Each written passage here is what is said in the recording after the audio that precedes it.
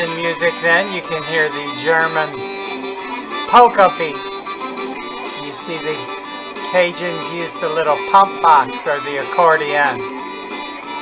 And notice that, and as I said before, when King Charles IV came to the throne, they had no idea how to prepare for what was coming at them.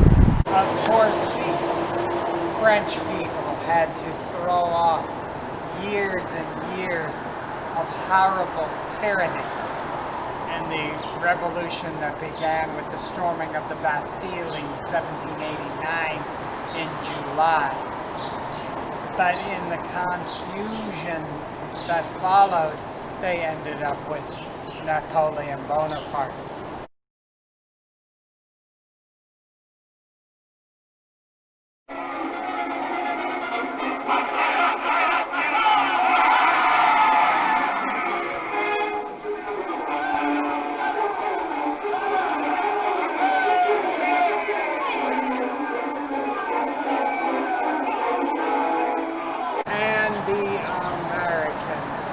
Trying to organize their country around the United States Constitution began to advance their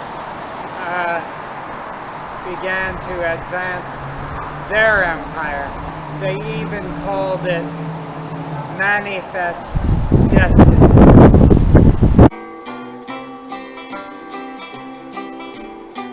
In 1787, I'm told our founding fathers did agree to write a list of principles for keeping people free. The USA was just starting out a whole brand new country, and so our people spelled it out, the things that we should be. Also, the Africans in Haiti, 100,000 of them, had to choose liberty or death. That ended up sending waves through the whole slave-holding world. News of the French Revolution had an incendiary effect on the slaves of the French colony of Saint-Domingue, now known as Haiti. Hundreds of thousands of slaves had died here. Slave leaders used voodoo ceremonies as a cover for plotting a revolution of their own.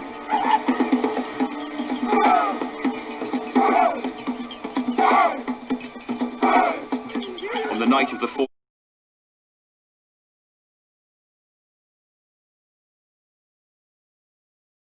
14th of August 1791, a group of slaves met with the voodoo high priest, Boukman Dotti.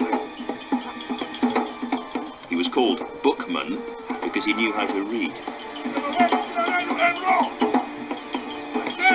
Now he was mixing French revolutionary thinking with African religion, and he urged the slaves, listen to the voice of liberty in your hearts.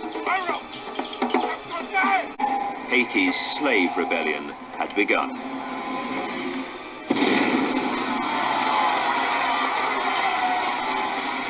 Within weeks, 100,000 slaves had risen up in revolt. 4,000 white planters were killed. Hundreds of plantations were burned to the ground.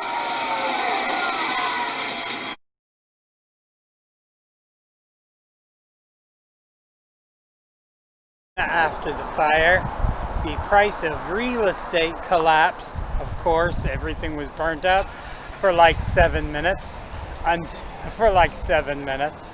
Until the real estate vultures knew there were good prices here, came scooping up all the real estate, pushed the poor people out. Anything sound familiar? So that the poor people could not afford to live in their very same neighborhoods. It got so enthusiastic to redo the real estate that even what had been the cemetery behind St. Louis Cathedral, they wanted to redevelop that land. In the fall, people were dying so fast that the cemetery could no longer accommodate the bodies. Governor Miro wrote the priest Cedillo on October 25th, citing the epidemic which had raised as a result of the fire, the river flooding, and the evil odor coming from the cemetery. In a swipe at the Cabildo, Governor Miro added that public opinion not being influenced this time by the prejudices usual in a matter of this kind, agrees the cemetery should be moved. And that is how the first above-ground cemetery was opened in New Orleans in August of 1789. It was the efficient use of real estate, a very valuable commodity.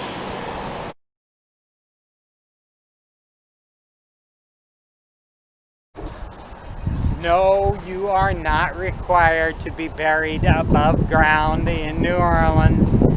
Jewish people are buried in the ground, and the old Jewish cemeteries uptown are still there.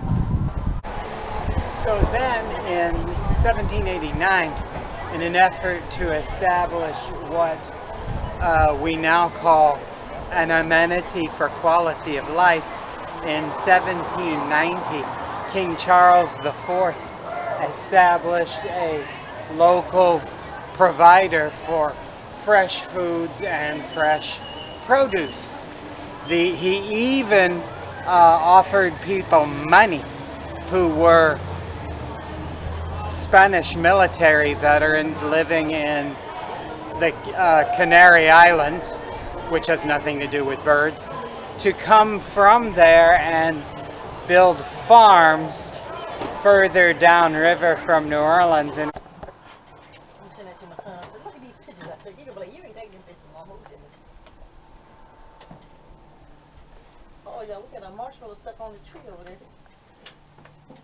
On the little. Oh, I like that. Man, Folks, there's bumps in the back of the alligator called scoops. The scoops attach to their cartilage, which attach to their blood vessels. what is now St. Bernard Parish, the Isleños still live there. The village is the story of a people who are quick with a joke or a hug and are always ready to celebrate their culture. And no celebration is bigger than Los Isleños Fiesta. So that as recently as when I was a kid, my mother could come here and get fresh, locally produced produce that was fresh. I don't know why it's called by this name. It was established by the Spanish in 1790. The current buildings were built by the Italians in 1890.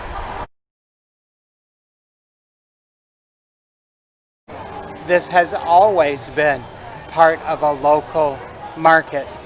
7,000 years ago, people who lived in what is now New Orleans, at that time it was called Bulbancha, met here to do trade business.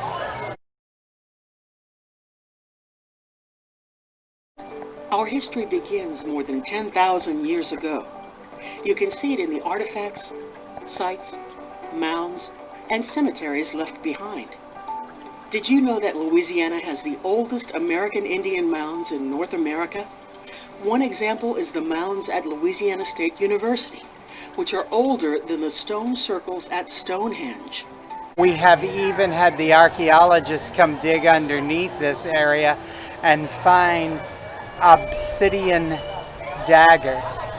Obsidian is a stone that comes from central Mexico. So right here, people were trading from all along the Mississippi River, the Ohio River, the Missouri River, as far away as central Mexico, all coming here to do business.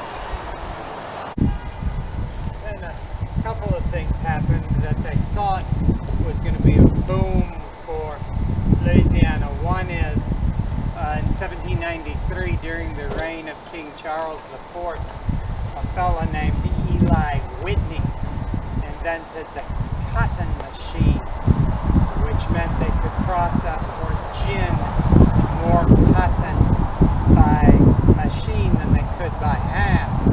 What that actually resulted in is having more hands to grow the cotton and untold numbers of people suffering, toiling in the cotton fields. If you have never... So here is actually the old Cotton Exchange building. It worked a lot like the Chicago Produce Exchange does now, or the Commodities Exchange. The other thing that happened during the reign of King Charles IV that they thought was going to be a boom was when a fellow named Etienne Bouret developed a process to get sugar to grow in New Orleans and granulate. Once you can granulate it, you can ship it. Now there were generations of untold suffering, people doomed for their life to be working in the sugarcane plantation. All up to this very day, sugar is a very important export in Louisiana.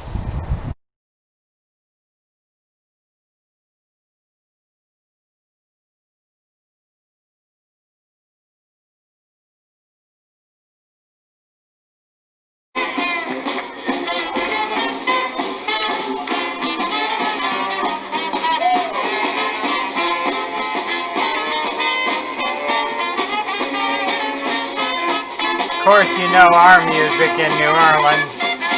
We don't play around.